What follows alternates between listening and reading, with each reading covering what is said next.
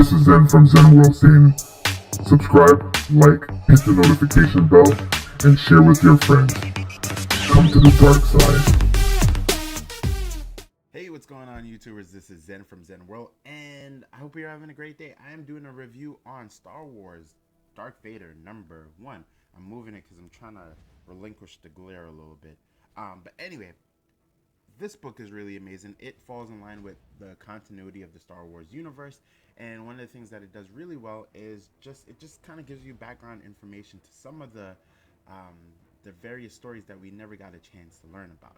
Now, this kind of takes place right after when Lord Vader, Darth Vader, basically is just basically just tells Luke that he is the father, right? And Luke falls down. So one of the things that Darth Vader does is he goes back and he essentially wants to know more. He wants to know where his son came from, but more importantly, he wants to know why his son was kept so weak this whole time and kept from him. So he goes back and he decides to do kind of like this rogue mission, right, without the Emperor knowing. And one of the things that he does is he gets help, or he gets just kind of an ally in the sense of a droid, right? It's a forensics droid. And this is kind of like the cool part of the story, because the culmination of those two characters, where Darth Vader is very stoic, he's just not going to say that much, and then we have a droid who's kind of like the informational forensics type, who's basically putting pieces together. It's just really amazing to couple the two together, right? We've never seen this droid before, but it's pretty cool, right? And one of the things that they do is number one, of course, Darth Vader reprograms the droid and says, basically, if you let anyone know, you're going to self-destruct. Done. And then the droid is like, he's like, I want to know everything, right? Because it's cool in that sense, right? So he goes to, the droid says, let's go to the first place where the boy was essentially found, or originally sighted, right? And that's Tatooine. So they go all the way to Tatooine, and he has his death troopers with him, and the death troopers, they're just like really just badass, right?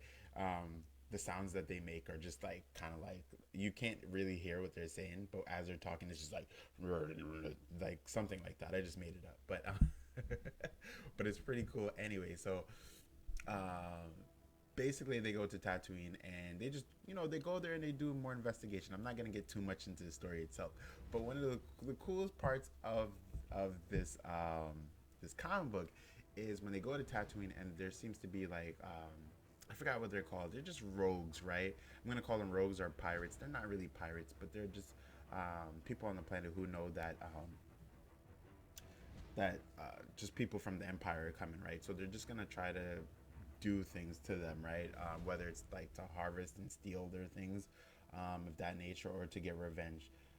I forgot that portion in the book, but when they get there, they're shooting at them and things of that nature. We get one of the most epic scenes that I've ever seen, right?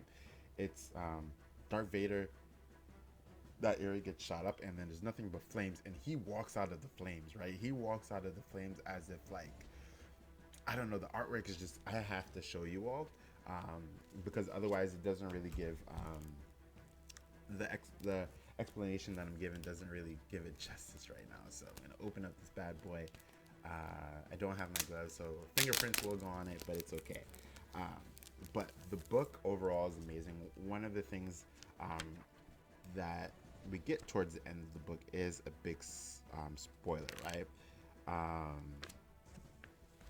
And the spoiler towards the end of the book gives a scene that there is we see Padme, right? We see Padme in one of her chambers, but we actually see Padme, but we're not too sure if that's Padme. Of course, I don't think it's Padme. I think it's one of her servants, or just like a illusion that we may be seeing. I might be totally wrong about that, but anyway.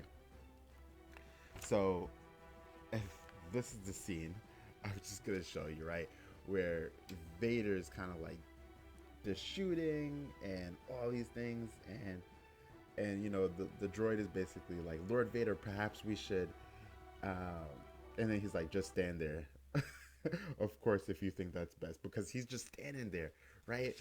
And then as the flames are like bombarding him, as the flames are bombarding him, he like walks through the flames, right?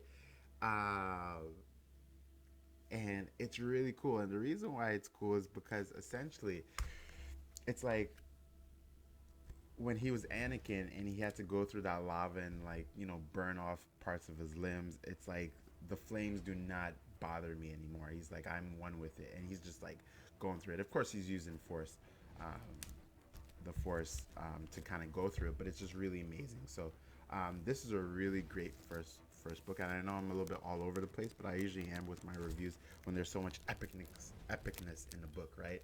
So if I was to rate this, I would definitely give it a 10 out of 10 in terms of continuity, bridging continuity, and just understanding of how Darth Vader went to the lengths to understand where his son came from and why he was hidden and why he's weak at this point in his perception of weak, right? Um, I do like the inclusion of the Death Troopers and also the droid itself, which I forgot to name, but I'll remember for part two and include it in there. But it's pretty cool. Go out and enjoy this book if you're a Star Wars fan. And if I did make any mistakes during this review, just bear with me. I read a whole bunch of books. Anyway, with that being said, this is Zen from Zen World saying peace, love, and prosperity. Everyone have an amazing day. Take care.